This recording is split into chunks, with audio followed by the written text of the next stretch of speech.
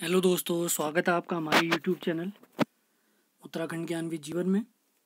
रात 8 बजे practice set series को आगे बढ़ाते हुए आज हम देखेंगे उत्तराखंड वन दरोगा भर्ती परीक्षा के लिए प्रैक्टिस सेट नंबर 8। तो आज से हम स्टार्ट करेंगे क्लास 10th की केमिस्ट्री, जिसका पहला चैप्टर हम देखेंगे रासायनिक अभिक्रियाएं एंड समीकरण, केमिकल रिएक्शन एंड इक्वेशन। तो आज से स्टार्ट करेंगे हम क्लास 10th चैप्टर नंबर 1 और चैप्टर नंबर 1 से लेकर 5 तक है पूरा केमिस्ट्री। और एक नारा सभी लोग आप याद रखिए, अब की बार वंदर होगा पार। कोई कुछ भी कहिए, लगातार पढ़ते रहिए और रिवीजन करिए, अपनी तैयारी पर भरोसा रखिए बस। लेकिन लगातार पढ़ना पड़ेगा, पुराने सवाल देखते रहें, खुद भी ढूंढें। तो ये हमारे सारे चैप्टर हैं क्लास 10th की NCERT साइंस की बुक के। तो स्टार्टिंग के जो इसमें 5 चैप्टर हैं, चैप्टर नंबर 1 से 5 लेकर पहले हम इसी को ख़त्म करेंगे, केमिस्ट्री का हिस्सा है हमारा। उसके बाद चैप्टर नंबर 6 से लेकर 9 तक, चैप्टर नंबर 6 से 9 तक है हमारा बायोलॉजी। और उसके बाद स्टार्ट होता है हमारा चैप्टर नंबर 11 से लेकर 14 तक के, ये 4 चैप्टर हैं हमारे फिजिक्स के। आखिर के 2 चैप्टर हैं यहाँ पर, और जो 9th की बुक है उसमें भी आखिर के 2-3 चैप्टर, बहुत हल्के से चैप्टर है, उनको खुद भी पढ़ा जा सकता है। मेन फोकस हम करेंगे पहले हमारा फिजिक्स से केमिस्ट्री बायो कंप्लीट हो जाए, उसके बाद ये बचे हुए चैप्टर भी देखेंगे। तो स्टार्ट करते हैं।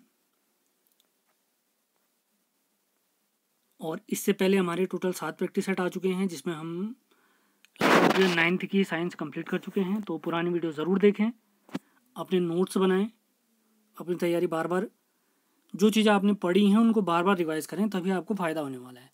डेली नई चीज़ें पढ़ने के चक्कर में पुरानी चीज़ें नहीं छूट जाएं, बस इतना ध्यान रखें सभी लोग। कल नहीं तो आपके लिए अगर ऐसा करेंगे, अगर केमिस्ट्री का अगला लेक्चर नहीं आया तो ऐसा करेंगे, 1 लाइन कुछ सवाल लेके आऊँगा मैं आपके लिए इंपॉर्टेंट, मतलब जैसी भी प्लानिंग होगी आपको बता दिया जाएगा।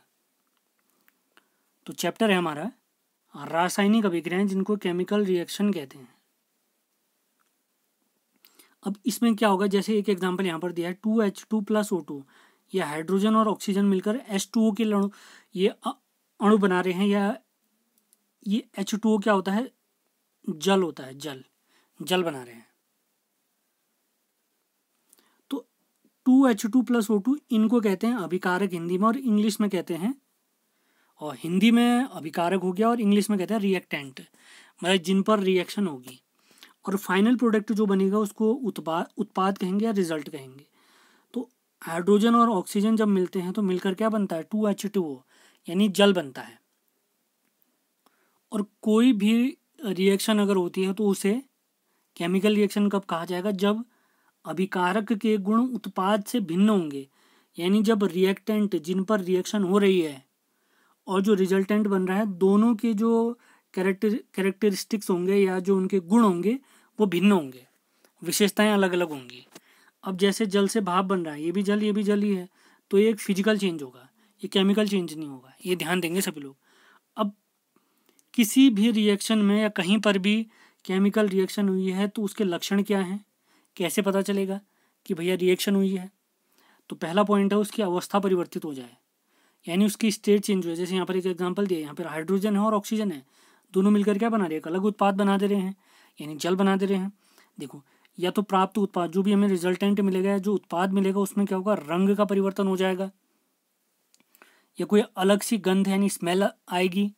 अगली चीज़ क्या होगा, या तो ध्वनि साउंड निकलेगी, या लाइट हो, यहाँ पर लाइट बनेगी, या एनर्जी डिटेक्ट होगी, या गैस निकलेगी, कोई अलग सी गैस निकलेगी, या टेम्परेचर में चेंज होगा, या तो टेम्परेचर कम हो जाएगा पहले के मुकाबले, या पहले के मुकाबले टेम्परेचर ज़्यादा हो जाएगा। तो ये सारी चेंज अगर होते हैं तो ध्यान देंगे, तो इसका मतलब क्या है, वहाँ पर केमिकल रिएक्शन हो रही है। अब केमिकल रिएक्शन के कितने टाइप हैं, वो सारे टाइप मैंने यहाँ पर लिखे हैं, तो उन्हीं पर चलते हैं। बहुत आसान है, खाली नाम अजीब से इनके, लेकिन सारे रिएक्शन बहुत सिंपल है। तो सबसे पहले रिएक्शन है संयोजन अभिक्रिया, जिसको कॉम्बिनेशन रिएक्शन कहते हैं। उसके बाद है वियोजन अभिक्रिया, जिसे डिकम्पोजिशन कहते हैं। अगला है विस्थापन अभिक्रिया, जिसे डिस्प्लेसमेंट रिएक्शन कहते हैं। उसके बाद है पुनर्विन्यास अभिक्रिया, जिसे रीअरेंजमेंट रिएक्शन कहते हैं। उसके बाद है उत्क्रमणीय और अनुत्क्रमणीय। उत्क्रमणीय माने रिवर्सिबल, यानी जो रिएक्शन रिवर्स भी हो जाए, ए से मुझे बी प्राप्त हुआ तो बी से ए फिर से मिल जाएगा, तो ये रिवर्सिबल हो गया।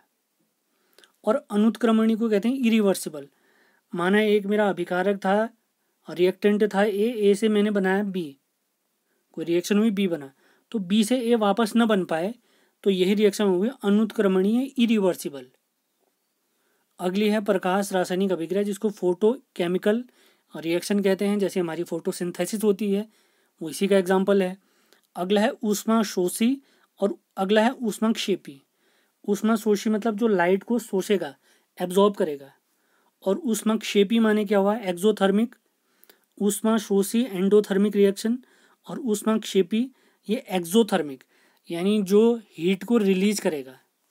तो ऊष्माक्षेपी में क्या होगा, माना गर्म स्थान में तो ठंडा हो जाएगा, और ऊष्माक्षेपी में क्या होगा, पहले के मुकाबले टेम्परेचर में चेंज आ जाएगा, टेम्परेचर बढ़ जाएगा। अगला है ऑक्सीकरण और अपचयन। ऑक्सीकरण को कहते हैं ऑक्सीडेशन, और अपचयन को हिंदी में एक और नाम है, अभी हम देखने वाले हैं। अपचयन को कहते हैं रिडक्शन भी कहते हैं। अब किस चीज़ का रिडक्शन होता है, किस चीज़ का ऑक्सीडेशन होता है, वो सारे हम अभी पढ़ने वाले हैं आगे। तो जितनी भी रिएक्शन है इनके नाम जरूर याद रखने हैं। संयोजन अभिक्रिया, वियोजन अभिक्रिया, विस्थापन अभिक्रिया जिसको डिस्प्लेसमेंट रिएक्शन कहते हैं, उसके बाद है पुनर्विन्यास अभिक्रिया, उसके बाद उत्क्रमणीय और अनुत्क्रमणीय, उसके बाद है प्रकाश रासायनिक अभिक्रिया, उसके बाद ऊष्मा शोषी और शेपी, और उसके बाद है ऑक्सीकरण और अपचयन। ये मोस्ट इंपॉर्टेंट है, ये मोस्ट से मोस्ट इंपॉर्टेंट है। आगे बढ़ते हैं। अब देखिए संयोजी अभिक्रिया में क्या होगा, संयोजन अभिक्रिया या कॉम्बिनेशन रिएक्शन में होता क्या है, तो इसमें क्या होगा, दो अभिकारक मिलेंगे। अभिकारक मतलब रिएक्टेंट होंगे, दो रिएक्टेंट होंगे और एक प्रोडक्ट बनाएंगे। माना दो रिएक्टेंट थे ए और बी, तो ये दोनों मिलकर एक सिंगल रिजल्ट देंगे। माना सी दिया इन्होंने, एक ही बनाएंगे, यानी जो रिएक्टेंट है यहाँ पर दो चीज़ें होंगी। अब ये चीज़ें क्या हो सकती है, दो एलिमेंट में भी हो सकती है, यानी दो तत्वों में भी हो सकती है, दो यौगिकों यानी कंपाउंड में भी हो सकती है, या एक एलिमेंट और एक कंपाउंड मिलकर भी ये रिएक्शन कर सकते हैं। सिंपल चीज़ें ध्यान रखेंगे, दो रिएक्टेंट होंगे और रिजल्टेंट केवल एक ही मिलेगा। जैसे ऊपर हमने अभी एक एग्जाम्पल देखा था, इसको भी तो संयोजन में ही दे सकते हैं। देखिए एक रिएक्टेंट ये है, दूसरा ये है, और रिजल्टेंट क्या मिला, एक सिंगल H2O मिला, यानी केवल H2O प्राप्त हुआ, यानी जल प्राप्त हुआ। तो ये भी संयोजन का ही एग्जाम्पल है। वियोजन में बिल्कुल इसका उल्टा होगा, भी देखेंगे। अब कुछ एग्जाम्पल यहाँ पे दिए हमने, तो उन्हीं एग्जाम्पल्स को देखें। जैसे अगर तत्व से तत्व मिलते हैं, यानी एलिमेंट से एलिमेंट मिलते हैं, दो एलिमेंट होने चाहिए, ये कार्बन है ऑक्सीजन है, तो दोनों मिलकर एक सिंगल रिएक्टेंट बना रहे हैं और सिंगल रिजल्ट बना रहे हैं, रिजल्टेंट बना रहे हैं CO2। अब यहाँ पर है H2 और O2, तो ये क्या बना रहे हैं 2H2O। उसके बाद है Fe जिसको आयरन कहते हैं, और सल्फर, ये FeS बना रहे हैं जिसको आयरन सल्फाइड कहते हैं। तो यहाँ पर क्या है, ये संयोजन अभिक्रिया में जब दो तत्व मिल रहे हैं। अब दो कंपाउंड अगर मिलते हैं तो उसमें क्या होगा, तो पहला कंपाउंड है NH3 जिसको अमोनिया कहते हैं। अगला है HCl हाइड्रोक्लोरिक अम्ल, तो ये मिलकर एक सिंगल क्या बनाएगा, एक रिजल्ट देगा, तो उसको कहते हैं NH4Cl। ये प्रैक्टिकली लेबोरेटरी में रिकॉर्ड की गई रिएक्शंस हैं, ये ऐसा नहीं कि मैं अपनी मर्जी से बना रहा हूँ, प्रैक्टिकल किया गया उसी का एग्जाम्पल है ये। तो NH4Cl एक सिंगल रिजल्ट प्राप्त हुआ है, तो इसको कहते हैं अमोनियम क्लोराइड। NH4Cl को क्या कहते हैं, अमोनियम क्लोराइड। इसके बाद और देखें, दो और यौगिक मिलाते हैं, जैसे कैल्शियम ऑक्साइड CaO और CO2 कार्बन डाइऑक्साइड, तो ये दोनों मिलकर एक बना रहे हैं कैल्शियम कार्बोनेट CaCO3। इसको संगमरमर या मार्बल भी कहते हैं। और जो CaO है इसे बुझा चूना भी कहते हैं। आगे इसको इंग्लिश में क्या कहते हैं उसको हम ज़रूर देखेंगे, तो ध्यान रखें, बुझे हुए चूने का केमिकल फॉर्मूला बताइए अगर आता है तो ध्यान रखेंगे, CaO कहते हैं इसको। कैल्शियम ऑक्साइड, Ca से हो गया कैल्शियम, O से क्या हो गया ऑक्साइड। अब यहाँ पर CaCO3 है जो हमारा, जिसको हमने कैल्शियम कार्बोनेट कहा है, इसको इंग्लिश में कहते हैं लाइमस्टोन। ध्यान रखेंगे सभी लोग, लाइमस्टोन यानी मार्बल या संगमरमर। और जो यहाँ पर ये हमारा CaO है कैल्शियम ऑक्साइड, इसे बुझा हुआ चूना या इंग्लिश में कहते हैं क्विक लाइम। सिंपल सवाल पूछ देंगे, क्विक लाइम का फॉर्मूला बताइए, लाइमस्टोन का फॉर्मूला बताइए, तो सभी लोग बहुत ध्यानपूर्वक ये नोट ज़रूर करेंगे। अगली मोस्ट इंपॉर्टेंट रिएक्शन है, इसमें क्या है, एक कंपाउंड होगा एक एलिमेंट होगा। अब CO कार्बन मोनोऑक्साइड ये क्या हो गया यहाँ पर कंपाउंड हो गया और ऑक्सीजन क्या हो गया एलिमेंट हो गया, तो ये दोनों मिलकर CO2 बनाते हैं। अब ये दो रिएक्शन जो ये दिख रही हैं आपको, ये जो मैंने ब्रैकेट के अंदर लिखी हैं, ये मोस्ट इंपॉर्टेंट रिएक्शन है। इसमें हो क्या रहा है, पहले सल्फर डाइऑक्साइड मिला SO2 और O2 माने ऑक्सीजन मिला, तो O2 क्या हो गया यहाँ पर एलिमेंट हो गया और SO2 क्या हो गया कंपाउंड हो गया। तो ये दोनों मिलकर एक रिजल्टेंट देंगे, देंगे नहीं देंगे, संयोजन में यही तो है। दो क्या मिलते हैं, दो मिलेंगे अभिकारक, अभिकारक मतलब रिएक्टेंट, और रिजल्ट क्या मिलेगा, एक मिलेगा।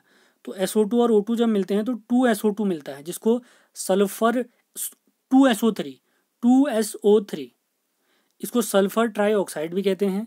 और यही सल्फर ट्राईऑक्साइड जब जल से मिलेगा, SO2 और H2O, सल्फर ट्राईऑक्साइड और H2O जब मिलते हैं तो बनता है H2SO4, जिसको सल्फ्यूरिक एसिड भी कहते हैं, सल्फ्यूरिक अम्ल भी कहते हैं। और इसी रिएक्शन के थ्रू, इस पूरे इन दोनों रिएक्शन की करने से ही एक क्या होती है, एसिड रेन होती है, जिसमें H2SO4 होगा। तो इसको समझने का प्रयास करते हैं। अब कुछ लोग समझेंगे यहाँ पर 2SO3 है, यहाँ पर SO3 है। अब वहाँ पे थोड़ा रिएक्शन को क्या है मैनेज भी करना था, यानी उसको संतुलित करना था, बैलेंस करना था, इसलिए 2 लगाना पड़ गया वहाँ पर। अब यहाँ पर सिंगल S था तो 2 लगाने की आवश्यकता नहीं पड़ी, यानी SO3 को कहते हैं सल्फर ट्राईऑक्साइड। तो सिंपल समझे, जब SO2 सल्फर डाइऑक्साइड और ऑक्सीजन मिलते हैं तो SO3 बनता है। जब रिएक्शन हमने बैलेंस करी तो 2SO3 बना, जिसको सल्फर ट्राईऑक्साइड कहते हैं। और यही सल्फर ट्राईऑक्साइड जब जल से मिलेगा, वर्षा वाले जल से मिलेगा, तो एक भयंकर एसिड बनता है H2SO4, जिसे सल्फ्यूरिक एसिड कहते हैं। तो एसिड रेन के लिए यही मेन इंपॉर्टेंट कारक है। सबसे पहले क्या है, SO2 ऑक्सीजन से मिलेगा तो सल्फर ट्राईऑक्साइड बनेगा, वही सल्फर ट्राईऑक्साइड फिर जल से मिलेगा, H2O क्या है भैया, तो H2O जल है, तो ये मिलकर एसिड रेन करते हैं। तो ध्यान देंगे, रिएक्शन मोस्ट इंपॉर्टेंट है और संयोजन अभिक्रिया के एग्जाम्पल है। संयोजन में क्या होंगे, दो होंगे रिएक्टेंट, एक रिजल्टेंट होगा, दो अभिकारक, एक क्या होगा उत्पाद होगा। अब देखते हैं वियोजन अभिक्रिया। अब वियोजन में बिल्कुल संयोजन का अपोजिट होगा। अब उसमें क्या होता है वो देखते हैं। तो वियोजन या अपघटन अभिक्रिया, जिसको डिकम्पोजिशन भी कहते हैं, डिकम्पोजिशन रिएक्शन, जो इंग्लिश में चाहते हैं उनके लिए मैंने आज इंग्लिश की भी व्यवस्था करी है। डिकम्पोजिशन रिएक्शन कहते हैं इनको। इसमें क्या होगा, सिंपल एक अभिकारक होगा यानी एक रिएक्टेंट होगा और दो क्या बनेंगे, प्रोडक्ट बनेंगे, दो रिजल्टेंट प्राप्त होंगे। अब ये भी 3 टाइप के होते हैं। सबसे पहले होगी ऊष्मीय, जिसको हम थर्मल कहते हैं। उसके बाद है प्रकाश, जिसको हम फोटोलिसिस कहते हैं। उसके बाद है विद्युत, जिसको इलेक्ट्रोलाइसिस रिएक्शन कहते हैं। सबसे बेसिक चीज़ें ध्यान रखेंगे, एक होगा रिएक्टेंट, दो होंगे रिजल्ट। इसके 3 टाइप होंगे। सबसे पहला होगा ऊष्मीय अभिक्रिया, फिर प्रकाश अभिक्रिया, फिर होगा विद्युत अभिक्रिया। तो ऊष्मीय अभिक्रिया का अगर देखें, जैसे हमने देखा था CaCO3, तो इसको अगर हीट मिलती है, ऊष्मा मतलब यहाँ पर हीट की बात हो रही है। कैल्शियम कार्बोनेट, जिसको हमने लाइम स्टोन या चूना पत्थर भी कहा था, जब इसको हीट मिलती है तो क्या बनता है, CaO, जिसको कैल्शियम ऑक्साइड या क्विक लाइम या बुझा हुआ चूना कहते हैं, और कार्बन डाइऑक्साइड बनती है।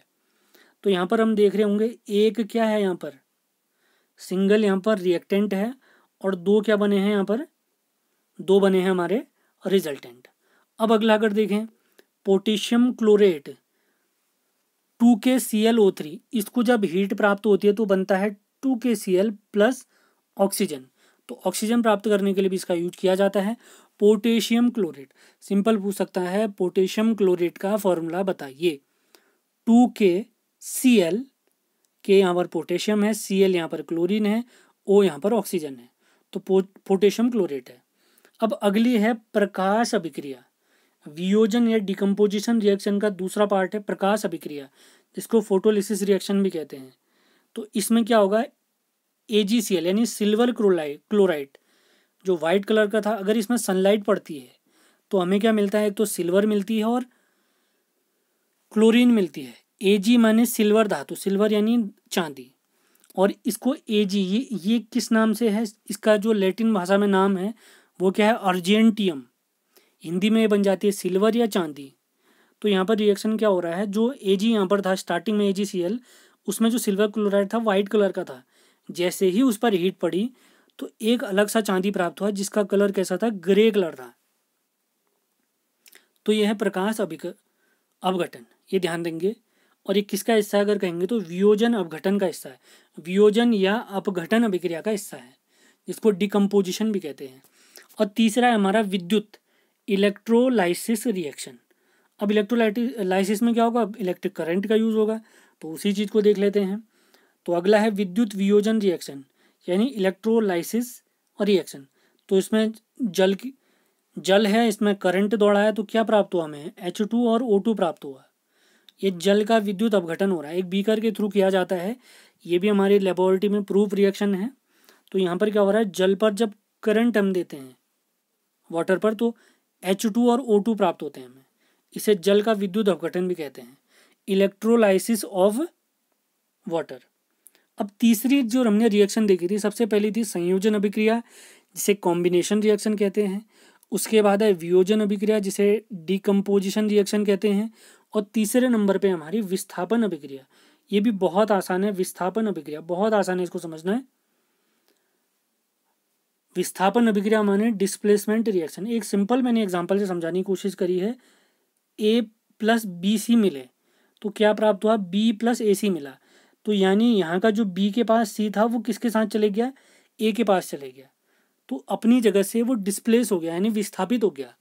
तो यहाँ पे क्या होता है, जो ज़्यादा रिएक्टिव होता है वो कम रिएक्टिव को उसके यौगिक से दूर कर देता है। ज़्यादा रिएक्टिव जो तत्व होगा या एलिमेंट होगा या मैटर होगा, वो कम रिएक्टिव कंपाउंड से, कम रिएक्टिव जो भी एलिमेंट होगा उसको उसके कंपाउंड से दूर कर देगा। यानी जो ज़्यादा रिएक्शन करेगा वो अपनी तरफ खींच लेगा किसी को। माना एक अच्छा लड़का है, एक बुरा लड़का है, ठीक, तो उससे शादी कैसी लड़की, जैसे एक लड़की माना कोई उनसे शादी करना चाह रही है, तो किस लड़के से करेगी लड़की शादी, जो एक अच्छा लड़का है। तो इससे हम एग्जाम्पल से समझ सकते हैं, अच्छा लड़का है, अच्छी नौकरी है, तो उसी से शादी करेंगी। तो ये नॉर्मली एक एग्जाम्पल है, इससे समझना है हमने। तो अधिक क्रियाशील यहाँ पर क्रम, यानी जो ज़्यादा रिएक्टिव होगा वो कम रिएक्टिव को हटा देगा उसकी जगह पे। अब यहाँ पे कुछ एग्जाम्पल से समझना है हमने। ये एग्जाम्पल मोस्ट इंपॉर्टेंट है, इनके नाम भी आपने ज़रूर याद रखने हैं। रिएक्शन भले याद ना हो, वो थोड़ी दिक्कत हो आपको, कोई दिक्कत नहीं है, चल जाएगा, लेकिन जो जैसे CuSO4 इसको कॉपर सल्फेट कहते हैं, ये नाम ज़रूर याद करने हैं आपने। तो Fe, तो आयरन है S का मतलब है सॉलिड फॉर्म में, तो आयरन + CuSO4, AQ मतलब इसका जली विलयन, वाटर सॉल्यूशन। तो CuSO4 कॉपर सल्फेट है, ये ब्लू कलर के कॉपर सल्फेट के विलयन में या सॉल्यूशन में जब आयरन मिलाते हैं तो क्या मिलता है, FeSO4 + Cu। अब देखें यहाँ पर रिएक्शन करने के लिए एक Fe था, एक Cu था, इसका मतलब क्या है, फेरस या यहाँ पर जो आयरन है वो ज़्यादा रिएक्टिव था, तो उसने क्या करा, कॉपर को SO4 से अलग कर दिया, तो इसके पास जो SO4 था वो इस बेचारे के पास चले गया। क्यों, इसने ज़्यादा रिएक्शन दिखाया, मौके पर चौका मारा है इसने। जैसे अभी हमारी परीक्षाएं आने वाली हैं, तो यहाँ पर वही लोग चौका मार पाएंगे जो सही से तैयारी करेंगे, जो टेंशन में रहेंगे क्या करूँ क्या नहीं करूँ, वो किसी भी एग्ज़ाम, हर एग्ज़ाम में उनको यही टेंशन होगी। अभी आगामी परीक्षाओं की भी टेंशन ऐसे होगी। यहाँ पर खुद को टेस्ट करने की कोशिश भी करिए कि भैया एग्ज़ाम प्रेशर में झेल पा रहा हूँ नहीं झेल पा रहा हूँ, कैसे पढ़ा जाए, कैसे बेटर किया जाए, इस बार क्या कमियां रह गई हैं, पिछली बार क्या कमियां रही थी, वो सारी कमियों को दूर करने की कोशिश करिए। ये सारी कमियां कोई दूर नहीं करने वाला है, ना संदीप माहेश्वरी करेगा, ना विवेक बिंद्रा करेगा, कोई नहीं करेंगे। यूट्यूब में बहुत सारे मोटिवेशनल स्पीकर देखे होंगे आपने, तो वो अपना काम खुद कर रहे हैं, तभी तो हो पा रहा है, तभी तो वो आगे बढ़े हैं। तो ऐसे ही हमें भी अपना काम खुद करना है। अगला एग्जाम्पल है, यहाँ पर है Cu कॉपर, और इसका किसके साथ रिएक्शन हो रही है, AgNO3। AgNO3 को सिल्वर नाइट्रेट कहते हैं। तो ये मिलकर क्या बना रहे हैं, एक तो Ag बन रहा है जिसको चांदी कहा था हमने थोड़ी देर पहले, और कॉपर नाइट्रेट बना रहा है ये। तो यहाँ पर Ag और कॉपर में किसने ज़्यादा रिएक्शन करी, तो ज़्यादा रिएक्टिव कौन था, कॉपर था, तो इसने क्या करा, NO3 को अपने पास ले लिया। और सिल्वर नाइट्रेट सिर्फ AgNO3 को कहते हैं। यहाँ पर रिएक्शन बैलेंस करने के लिए हमने 2 लगाया हुआ है, ये ध्यान दें सभी लोग। अगला एग्जाम्पल है AgNO3 प्लस HCl हाइड्रोक्लोरिक अम्ल। तो ये मिलकर बनाते हैं HNO3 plus AgCl। HNO3 plus AgCl। HNO3 को नाइट्रिक एसिड भी कहते हैं, नाइट्रिक एसिड भी कहते हैं। तो एक उत्पाद से उसके यौगिक से दूर करके दूसरे के साथ अगर कुछ जुड़ जाए तो वहां पर क्या होगा? विस्थापन। संयोजन में क्या था? दो मिलकर एक बना रहे थे। वियोजन में क्या था? वियोजन में सिंगल जो हमारा रिएक्टेंट होता था वो दो बनाता था उत्पाद। संयोजन में बिल्कुल इसका अपोजिट होता था। विस्थापन में क्या हो रहा है? डिस्प्लेसमेंट हो रहा है। अगला देखते हैं। उम्मीद है सारी चीज़ें आपको समझ में आ रही होंगी। ये सारे एग्जाम्पल हमारे NCERT में भी दिए गए हैं और इम्पोर्टेंट सवाल हैं सारे। सारी रिएक्शन इंपॉर्टेंट है, रिएक्शन भी याद करना चाहे तो रख सकते हैं। अगला है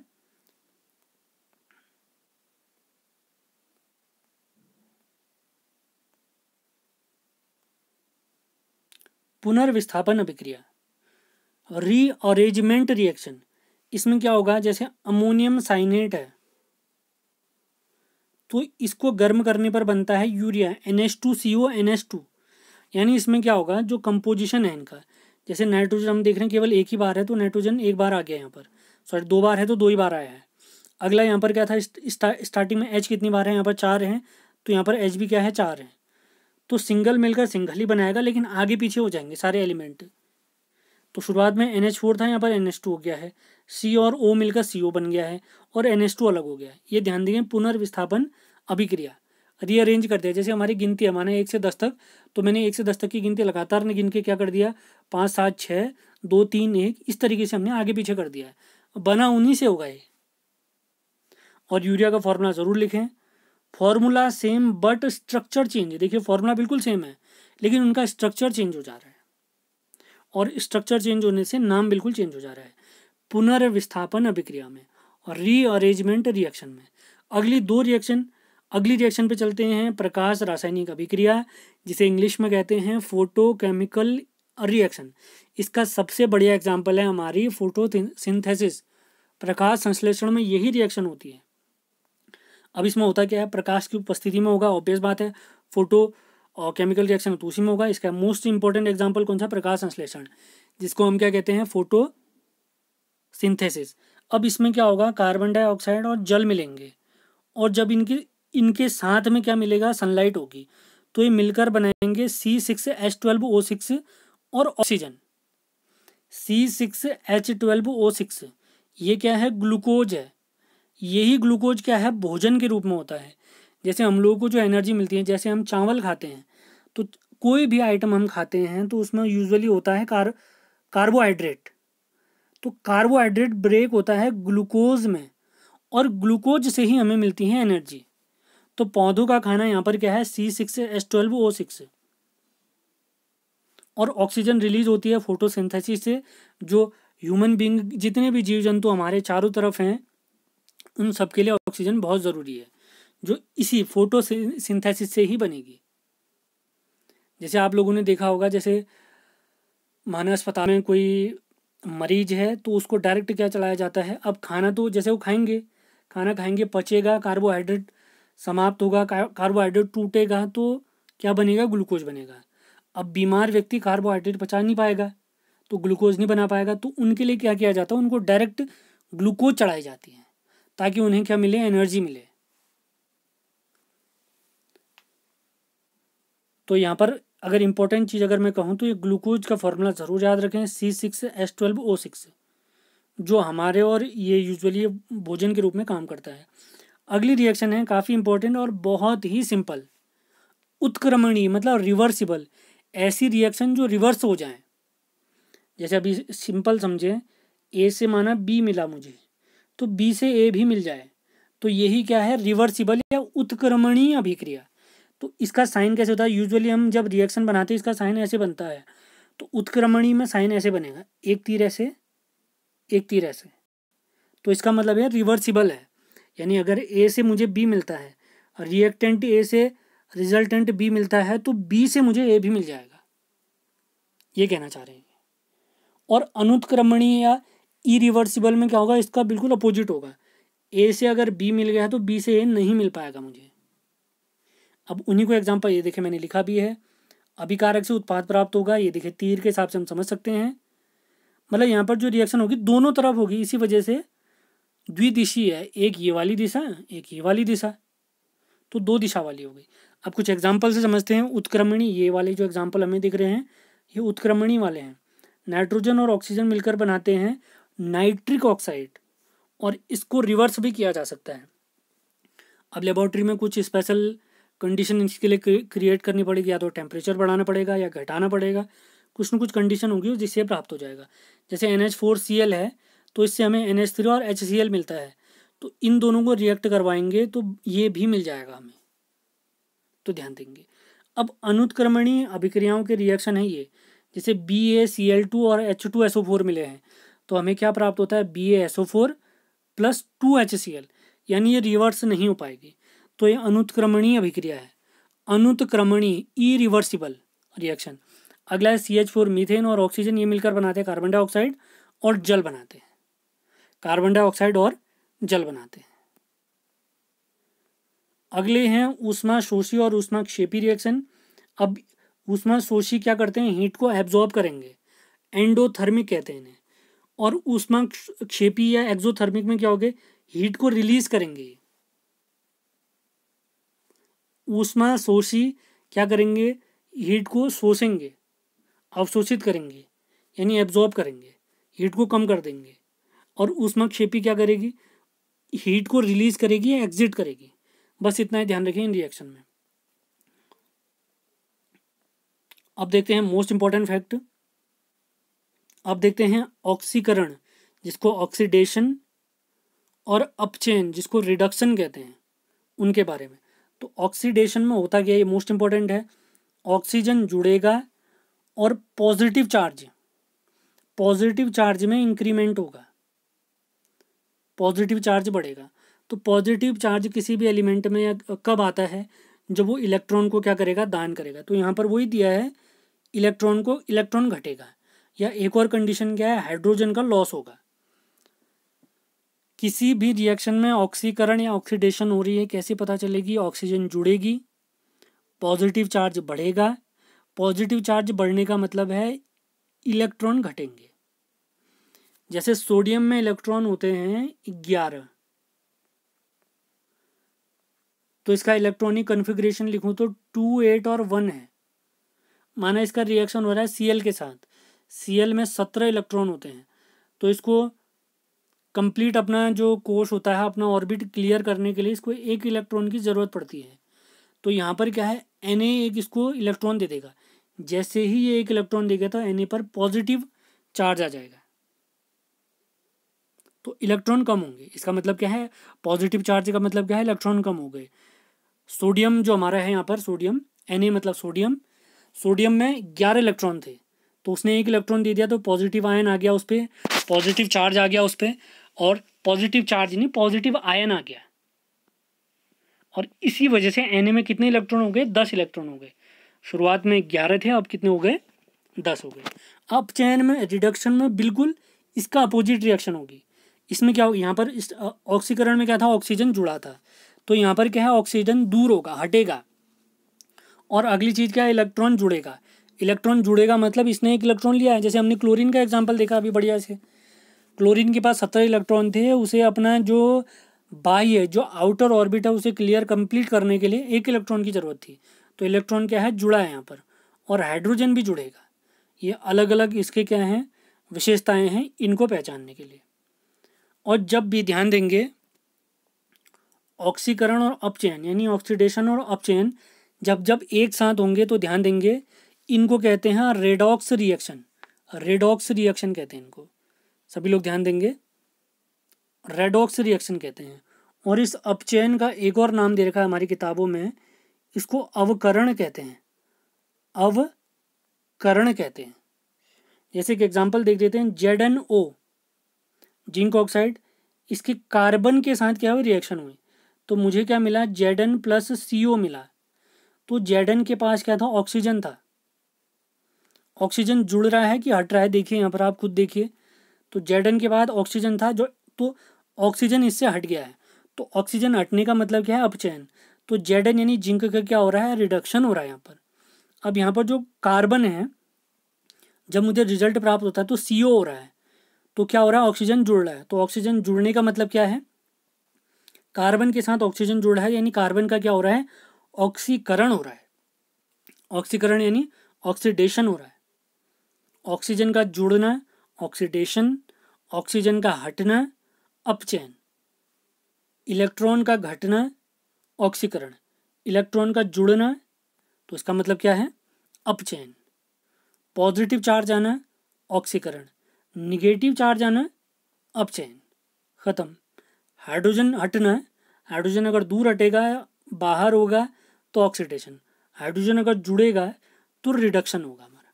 भाई इतनी चीज़ें समझनी है। तो अब देखें, अपचयन और ऑक्सीकरण यानी रिडक्शन और ऑक्सीडेशन दोनों साथ में हो रही हैं, तो ऐसी रिएक्शन को रेडॉक्स रिएक्शन कहते हैं। ऐसी रिएक्शन को क्या कहते हैं, रेडॉक्स रिएक्शन कहते हैं। आगे बढ़ते हैं। मोस्ट इंपॉर्टेंट, जैसे ऑक्सीकरण का एक बढ़िया सा उदाहरण है लोहे पर जंग लगना। तो यहाँ पर फेरस है यानी हमारा आयरन है, ऑक्सीजन की उपस्थिति में ये H2O से रिएक्शन कर रहा है। H2O यहाँ पर किस फॉर्मेट में होगी, यानी जो जल है हमारा नमी के, मॉइस्चर के फॉर्मेट में होगा। तो अब अगर मैं यहाँ पर देखूँ तो यहाँ पर क्या हो रहा है, 2Fe2O3H2O बन रहा है। 2Fe2O3H2O बन रहा है। इसे रस्ट या जंग कहते हैं, या हाइड्रेटेड आयरन ऑक्साइड कहते हैं इसे। हाइड्रेटेड आयरन ऑक्साइड कहते हैं इसे। अब अगर मैं यहाँ पर देखूँ, यहाँ पर इसके पास ऑक्सीजन नहीं था, अब इसके पास ऑक्सीजन जुड़ गई है। तो ऑक्सीजन जब भी जुड़ता है इसका मतलब क्या है, तो ऑक्सीजन जुड़ने का मतलब है ऑक्सीकरण हो रहा है। तो Fe के साथ ऑक्सीजन जुड़ा है, तो Fe का क्या हो रहा है यहाँ पर, Fe यानी आयरन। आयरन का यहाँ पर ऑक्सीकरण हो रहा है। अब अगला देख लेते हैं अपचयन यानी रिडक्शन का। जैसे CuO और H2O की जब रिएक्शन होती है तो बनता है Cu प्लस H2O, यानी Cu के पास O था, अब इससे O हट गया है। ऑक्सीजन हटने का मतलब क्या है, अपचयन यानी रिडक्शन हो रहा है। अगला है H2 के साथ ऑक्सीजन जुड़ रहा है, इसका मतलब क्या हो रहा है, इसका क्या हो रहा है, ऑक्सीकरण हो रहा है। इसके साथ ऑक्सीजन जुड़ेगा तो ऑक्सीकरण कहेंगे। अब दो चीज़ें आती हैं, ऑक्सीकारक और ऑक्सीकारक मतलब ऑक्सीडाइजिंग एजेंट, और अपचायक माने रिड्यूसिंग एजेंट। तो ऑक्सीकरण का मतलब क्या है, ऑक्सीजन जुड़ना है। तो जिसके साथ ऑक्सीजन जुड़ेगा, जिसके साथ ऑक्सीजन जुड़ेगा, ऑक्सीजन जिसके साथ जुड़ रहा है उसके बारे में बता चुका हूँ, ऑक्सीकरण कहते हैं उस रिएक्शन को। तो जिसके साथ ऑक्सीजन जुड़ा है उसको अपचायक कहते हैं। अपचायक इंग्लिश में कहते हैं इसको रिड्यूसिंग एजेंट। तो इस रिएक्शन के हिसाब से अगर मैं देखूँ, H2 के साथ O जुड़ा है, तो इसका मतलब क्या है, H2 का क्या हो रहा है, ऑक्सीकरण हो रहा है। और H2 क्या है, एक अपचायक है। बिल्कुल इसका अपोजिट अब होगा। ऑक्सीजन जब भी हटता है, ऑक्सीजन घटेगा या हटेगा जब भी, तो कौन सी रिएक्शन होती है, तो अपचयन होता है। मैंने अभी बताया था, ऊपर बताया था, जिसने ध्यान दिया होगा वो समझ गया होगा, यानी रिडक्शन होता है। तो जिसका रिएक्शन होता है उसी को ऑक्सीकारक भी कहते हैं, यानी ऑक्सीडाइजिंग एजेंट कहेंगे। तो अगर इस क्वेश्चन के हिसाब से देखूं, Cu का क्या हो रहा है, अपचयन हो रहा है यानी रिडक्शन हो रहा है। और ये किसके हिसाब से काम कर रहा है, ऑक्सीडाइजिंग एजेंट के तौर पे काम कर रहा है। जिसको ऐसे समझ में नहीं आ रहा है, बिल्कुल अपोजिट है। जिसका अपचयन हो रहा है यानी जिसका रिडक्शन हो रहा है वो ऑक्सीडाइजिंग वाला है, और जिसका ऑक्सीकरण हो रहा है वो अपचायक यानी रिड्यूसिंग एजेंट है। ऐसे भी याद रख सकते हैं हम इनको, अपोजिट वाले एक साथ आ रहे हैं। जिसका अपचयन होगा उसी को ऑक्सीकारक कहेंगे, जिसका ऑक्सीकरण होगा उसे अपचायक कहेंगे। इंग्लिश में कहें तो जिसका रिडक्शन होगा उसको ऑक्सीडाइजिंग एजेंट कहेंगे, और जिसका ऑक्सीडेशन होगा उसे रिड्यूसिंग एजेंट कहेंगे। उम्मीद है सारी चीज़ें समझ में आएंगी। समझ में नहीं आ रहा है तो एक बार फिर से देख सकते हैं, ध्यान से सुने, सारी चीज़ें ज़रूर समझ में आएंगी। खुद को किसी से कमज़ोर नहीं समझना है, अपनी तैयारी अपने हिसाब से करिए। जब हम दिखने में अलग हैं, हमारी हाइट अलग है, रंग अलग अलग हैं, तो पढ़ने में भी तो सब अलग होंगे, सबके अपने अपने तरीके होंगे, अपनी अपनी ट्रिक होंगी, अपने अपने टाइम पे अलग अलग अलग टाइम, कोई रात को पढ़ पाते हैं, कोई सुबह पढ़ पाते हैं। तो अपने टैलेंट को पहचानिए, उसी हिसाब से अपनी तैयारी कीजिए। तो इसी के साथ ये चैप्टर हमारा समाप्त होता है। अब चलते हैं हमारे प्रैक्टिस सेट में। तुरंत आप लोगों ने जवाब देने हैं। तो सबसे पहले सवाल है, ऑक्सीकरण वैसी रासायनिक अभिक्रिया है जिसमें, यानी ऑक्सीकरण माने ऑक्सीडेशन, एक ऐसी केमिकल रिएक्शन है जिसमें क्या होता है, इलेक्ट्रॉन का त्याग होता है यानी इलेक्ट्रॉन समाप्त होते हैं, ऑक्सीजन जुड़ता है, विद्युत ऋणात्मक इलेक्ट्रोनेगेटिव समूह में वृद्धि होती है, या बिल्कुल ऑल। इलेक्ट्रॉन का त्याग होता है यानी इलेक्ट्रॉन घटते हैं, ऑक्सीजन का योग होता है यानी ऑक्सीजन जुड़ता है, विद्युत ऋणात्मक समूह में वृद्धि होती है, या ऑल, या सभी। सभी लोग जवाब जरूर दें। तो जिसने अभी ऊपर की रिएक्शन ध्यान से पढ़ी होंगी उनको जरूर याद होगा, ऑक्सीकरण में ये सारी चीजें होती हैं, यानी इलेक्ट्रॉन का त्याग होता है, ऑक्सीजन जुड़ता है, और विद्युत ऋणात्मक समूह में वृद्धि होती है। विद्युत ऋणात्मक, जिसके पास जितने फ्री इलेक्ट्रॉन होंगे वो उतना इलेक्ट्रोपॉजिटिव होगा। अब इलेक्ट्रॉन की कमी होगी तो इसका मतलब क्या होगा, इलेक्ट्रोनेगेटिव होगा। तो ऑल बिल्कुल सही जवाब है। तो बिल्कुल अपचयन में यानी रिडक्शन में बिल्कुल इसका क्या होगा, अपोजिट होगा। अगले सवाल पे चलते हैं। उम्मीद है ये सारे जल्दी बना लेंगे आप सवाल। तो इलेक्ट्रॉन ग्रहण करने की प्रवृत्ति, tendency of having electron, electron ग्रहण करने की प्रवृत्ति क्या कहलाती है, ऑक्सीकरण यानी ऑक्सीडेशन, अवकरण जिसको हमने अपचयन भी कहा यानी रिडक्शन, अगला है रेडॉक्स, या नन ऑफ दीज। इलेक्ट्रॉन ग्रहण कर रहा हूँ, इलेक्ट्रॉन अगर मैं लूँगा तो इसका मतलब क्या है, मेरे पे कैसा चार्ज आएगा, नेगेटिव चार्ज आएगा। तो इलेक्ट्रॉन मुझसे जुड़ रहे हैं तो इसका मतलब क्या है, वहाँ पर क्या हो रही है, अपचयन रिएक्शन हो रही है। तो अवकरण या अपचयन या रिडक्शन रिएक्शन होगी यहाँ पर। अगले सवाल पे चलते हैं। सभी लोग तुरंत जवाब दें। ऑक्सीकरण में यानी ऑक्सीडाइजेशन में तत्व की संयोजकता, वैलेंसी, किसी एलिमेंट की संयोजकता पर क्या प्रभाव पड़ता है, बढ़ती है, घटती है, अपरिवर्तित यानी अनचेंज्ड रहती है, या नन ऑफ दीज। सभी लोग जवाब जरूर दें। ऑक्सीकरण रिएक्शन में तत्व की संयोजकता घटती है, बढ़ती है, अपरिवर्तित रहती है, या नन ऑफ दीज। तो तीसरे क्वेश्चन का सही जवाब है बढ़ती है। अगले सवाल पे चलते हैं। ऑक्सीकरण अवकरण अभिक्रिया में क्या होता है, कोर इलेक्ट्रॉन भाग लेते हैं, संयोजी इलेक्ट्रॉन भाग लेते हैं, नाभिक भाग लेता है, या none of these. Core electron भाग लेते हैं, संयोजी इलेक्ट्रॉन भाग लेते हैं, नाभिक भाग लेता है, और none of these. Core electron और संयोजी इलेक्ट्रॉन किन्हें कहते हैं ये पहले बता चुका हूं मैं।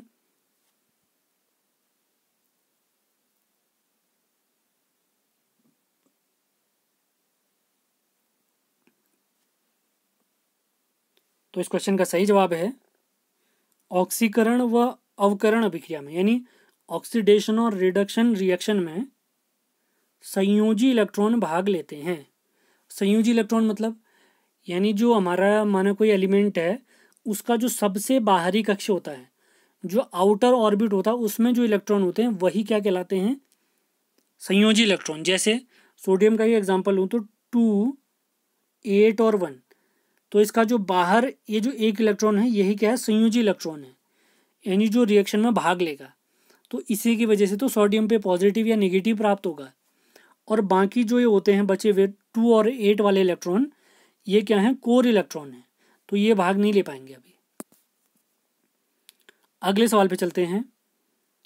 किसी भी अभिक्रिया में ऑक्सीकरण व अवकरण ऑक्सीकरण यानी ऑक्सीडाइजेशन या रिडक्शन अलग अलग होते हैं, एक साथ होते हैं, पहले ऑक्सीकरण फिर अवकरण होता है, या नन ऑफ दीज? सभी लोग जवाब जरूर दें। अभी ऊपर ही हमने एग्जाम्पल देखे भी थे। किसी भी अभिक्रिया में ऑक्सीकरण व अवकरण यानी ऑक्सीडेशन और रिडक्शन अलग अलग होते हैं, एक साथ होते हैं, पहले ऑक्सीकरण फिर अवकरण होता है, या नन ऑफ दिस?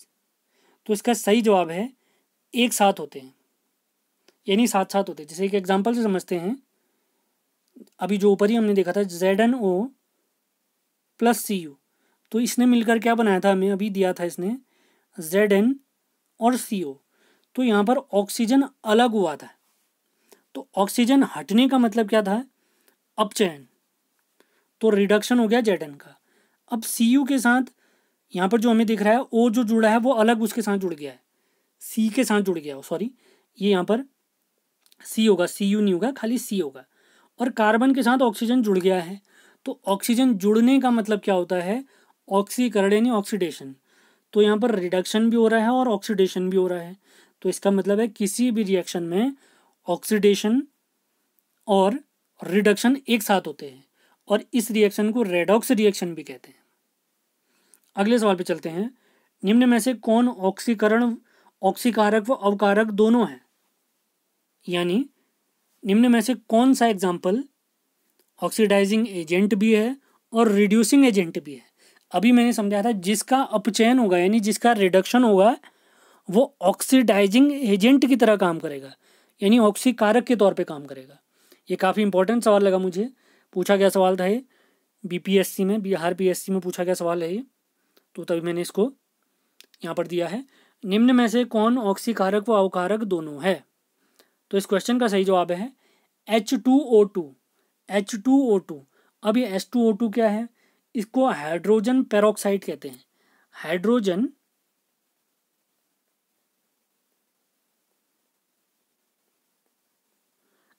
पेरोक्साइड कहते हैं। अब इसके अलावा कुछ और एलिमेंट हैं जो ऑक्सीकारक और अवकारक दोनों की तरह काम करते हैं, जैसे H2S, इसको कहते हैं हाइड्रोजन सल्फाइड, हाइड्रोजन सल्फाइड कहते हैं। अगला है SO2 जो अभी एसिड रेन के लिए इंपॉर्टेंट था, इसी की वजह से एसिड रेन हो रही थी, इसको सल्फर डाइऑक्साइड कहते हैं। तो ये भी ऑक्सीडाइजिंग एजेंट और रिड्यूसिंग एजेंट के तौर पे काम करता है, SO2।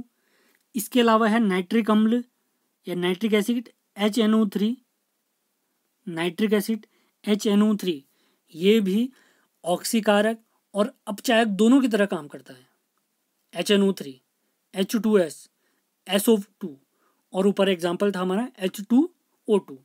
अगले सवाल पे चलते हैं। हाइड्रोजन में जलने की प्रक्रिया, हाइड्रोजन समाप्त होने की प्रक्रिया क्या कहलाती है? जलयोजन, अवकरण, ऑक्सीकरण, या नन ऑफ दिस? जिसने ऑक्सीकरण और अपचयन सही से पढ़ा होगा या उकरण सही से पढ़ा होगा वो बना लेगा सवाल। तो अभी मैंने बताया था ऑक्सीकरण में क्या होता है, ऑक्सीजन जुड़ेगा, पॉजिटिव चार्ज आएगा। क्यों आएगा पॉजिटिव चार्ज? क्योंकि इलेक्ट्रॉन कम होंगे। और एक और चीज़ थी, हाइड्रोजन हटेगा, यानी हाइड्रोजन का लॉस होगा। तो हाइड्रोजन लॉस हो रहा है, इसका मतलब कौन सी रिएक्शन हो रही है? ऑक्सीडेशन रिएक्शन हो रही है, ऑक्सीकरण वाली अभिक्रिया हो रही है। अगले सवाल पे चलते हैं। लोहे में जंग लगना किसका उदाहरण है? ऑक्सीकरण, अवकरण, बहुलकीकरण, या नन ऑफ दिस? अभी ऊपर पढ़ा है हमने।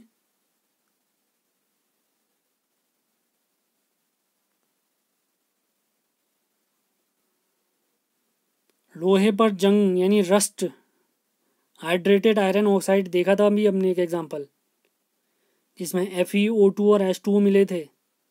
H2O नमी के तौर पर थी। तो यहाँ पर क्या है, इसका सही जवाब है ऑक्सीकरण। तो लोहे पर जो जंग लगता है ये किसके कारण लगता है? ऑक्सीकरण यानी ऑक्सीडेशन के कारण लगता है। अगला सवाल है आज के पेपर का अंतिम सवाल। Fe2+ से Fe3+ में रूपांतरण की प्रक्रिया क्या है? किसी के पास Fe2+, का मतलब उसने 2 इलेक्ट्रॉन अपने दे दिए या दे सकता है वो, और Fe3+ का मतलब 3 इलेक्ट्रॉन दे सकता है वो। तो यहाँ पर कौन सी रिएक्शन होगी? इलेक्ट्रॉन बढ़ रहे हैं या घट रहे हैं, पहले ये दिमाग लगाइए। तो पॉजिटिव चार्ज आने का मतलब है इलेक्ट्रॉन कम हो रहे हैं, तो यहाँ पर 2 पॉजिटिव चार्ज का मतलब 2 इलेक्ट्रॉन की कमी। 3 पॉजिटिव चार्ज का मतलब ये हमारे 3 इलेक्ट्रॉन की कमी। 3 पॉजिटिव चार्ज आ गए मतलब 3 इलेक्ट्रॉन की कमी। तो इलेक्ट्रॉन की कमी को क्या कहते हैं? जब इलेक्ट्रॉन बड़ा था या जुड़ा था। इलेक्ट्रॉन घटने का मतलब है पॉजिटिव चार्ज आना, इलेक्ट्रॉन जुड़ने का मतलब है नेगेटिव चार्ज आना, क्योंकि किसी से उधार लिया है ना उसने। तो 2+ से 3+ में आ गया तो इसका मतलब है ऑक्सीकरण हुआ यहाँ पर, क्योंकि ऑक्सीकरण की एक कंडीशन थी, इलेक्ट्रॉन की संख्या में कमी आएगी, और इलेक्ट्रॉन में कमी का मतलब क्या है? पॉजिटिव चार्ज आना। उम्मीद है आपको हमारा प्रयास पसंद आया है। पसंद आया तो उसको लाइक शेयर करना बिल्कुल न भूलें। तो कल मिलते हैं एक नए चैप्टर के साथ, क्लास 10th के केमिस्ट्री के अगले चैप्टर के साथ मिलेंगे। तो पुरानी वीडियो ज़रूर देखिए, अपनी तैयारी में लगे रहिए, ज़रूर अच्छे परिणाम आएंगे। धन्यवाद।